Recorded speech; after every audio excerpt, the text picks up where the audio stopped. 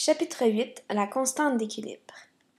Lors du chapitre précédent, nous avons déjà déterminé l'expression de la constante d'équilibre.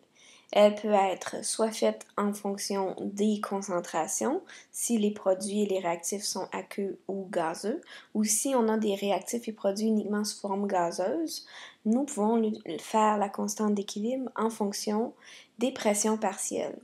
Il faut noter que si jamais il y a des produits ou des réactifs qui sont solides ou liquides, ils sont simplement non utilisés dans l'équation, on les ignore tout simplement. Nous allons ajouter que la constante d'équilibre n'a pas d'unité. Alors dans ce chapitre-ci, nous allons calculer cette constante. Premier exemple, lorsque l'équation suivante est à l'équilibre, on constate les concentrations qui sont ici. Alors on vous demande de calculer la constante d'équilibre. La première étape, c'est de déterminer quelle est l'expression de la constante d'équilibre. Alors, on a toujours les produits, donc le NH3 exposant son coefficient 2, divisé par les réactifs, on a le N2, coefficient 1, donc pas d'exposant, l'exposant 1, et le H2 qui a l'exposant 3 pour son coefficient. Deuxième étape, on va remplacer les concentrations réelles dans notre équation. Donc, on va remplacer le NH3 par sa concentration au carré, la concentration du N2 et la concentration du H2 au cube. Et nous allons tout simplement effectuer l'opération, ce qui nous donne une constante de 0,10446. Et il n'y a pas d'unité de mesure pour la concentration, la constante d'équilibre.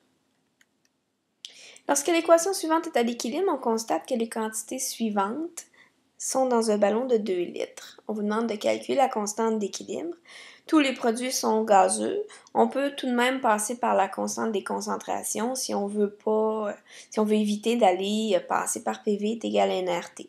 Alors l'expression de la constante en fonction des concentrations va donc être la concentration du IBR exposant 2 parce que c'est son coefficient, divisé par la concentration du I2 multiplié par la concentration du BR2. On va donc trouver les concentrations. On vous donne dans ce problème un nombre de moles et un volume, étant donné que c'est un gaz. Le gaz occupe tout le volume.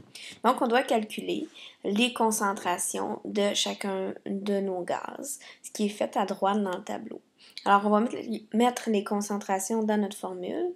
La concentration du IBR au carré, la concentration du I2 et la concentration du BR2. On effectue le calcul et on se retrouve avec une constante de 1,203. À quoi ça sert la constante d'équilibre? Eh bien, elle nous donne une information sur les proportions relatives des produits par rapport aux réactifs lorsqu'on est à l'équilibre dans une réaction. Donc, étant donné que nous avons toujours les produits au numérateur et au dénominateur les réactifs, plus la constante va être grande, plus la proportion des produits est grande par rapport aux réactifs. Donc, lorsqu'on a une constante d'équilibre qui est très grande, beaucoup plus grande que 1, il va y avoir une réaction directe qui est très favorisée par ce type de réaction. Donc, lorsqu'elle arrive à l'équilibre, il y a beaucoup plus de produits que de réactifs. Lorsqu'on a une constante d'équilibre qui est proche de 1, ça veut dire que la proportion des produits par rapport aux réactifs est proche de 1, donc est similaire. Elle est très égale.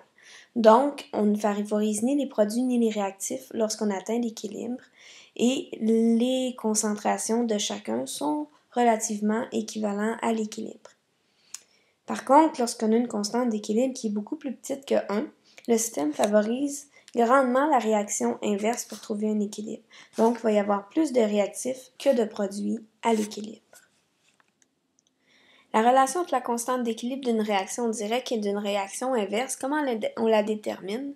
Lorsqu'on a une réaction directe, la constante directe, donc c'est les produits C et D sur les réactifs A et B. Lorsqu'on regarde la constante d'équilibre pour cette même réaction, mais si on la regarde du point de vue inverse, alors là, les produits deviennent les réactifs et les réactifs deviennent les produits. Ce qui fait que A et B vont être les produits en numérateur et C et D vont être les réactifs au dénominateur. Alors, si on veut comparer les deux constantes d'équilibre, la constante d'équilibre de la réaction inverse est égale à l'inverse de la constante d'équilibre directe, donc 1 sur la constante d'équilibre directe.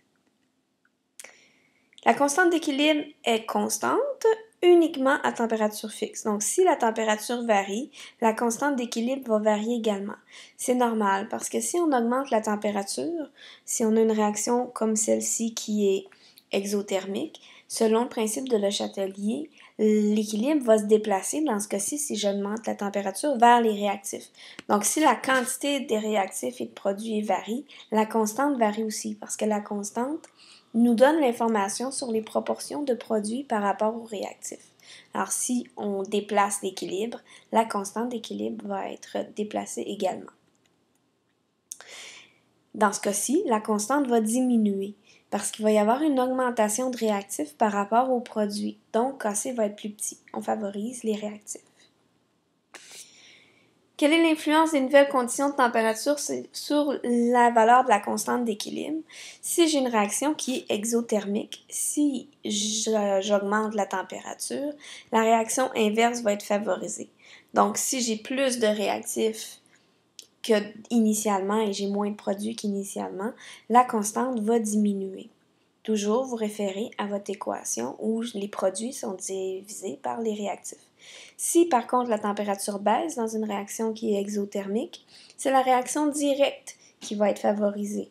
Donc je vais avoir une augmentation des produits puis une diminution des réactifs. La constante va donc augmenter parce que je vais avoir plus de produits divisés par une plus petite quantité de réactifs. Et c'est l'inverse pour une réaction qui est endothermique, bien entendu, parce que lorsque j'hausse ou je baisse la température, ce sont les réactions inverses qui vont se faire par rapport à une réaction exothermique.